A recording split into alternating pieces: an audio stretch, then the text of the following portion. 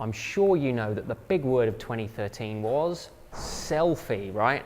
Because if you're anything like me, you take a ton of selfies when you're out on your own, when you're with friends, selfie, selfie, selfie, right? It's crazy and a lot of fun.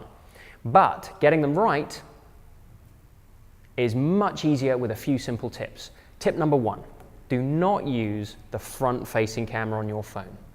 It's a much smaller lens, it's a much smaller sensor. Your photos are nowhere near as good as they will be when you're using the actual lens and camera on the back side of your phone. Tip number 1.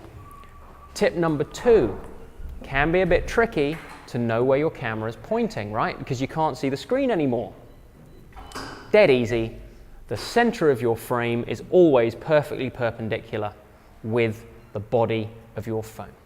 If you remember that, then immediately your aim is going to skyrocket. So, now we know where to point the camera, how do we take the photo? There are a few different ways, depends totally on the kind of phone you're using. I'm going to show you with an iPhone. I've got a new one, slightly older one. If you use an Android phone, then bad luck.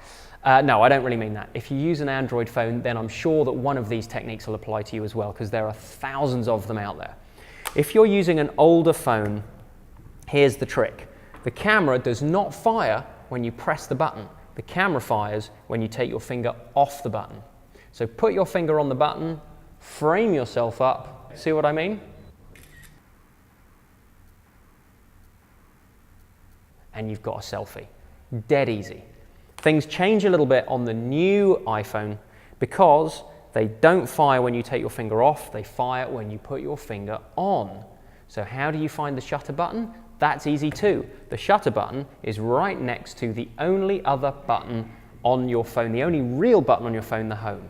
So I know that when I frame up my selfie, all I need to do is a little bit over from the home button, a little bit different this time, and I've got my photo. Super easy.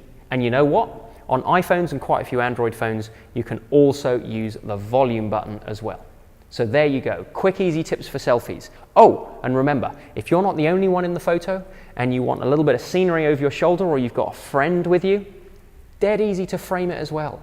Just move yourself a little bit off center so that perpendicular center line is just going over your shoulder or towards that amazing sunset behind you, and you'll get the perfect selfie.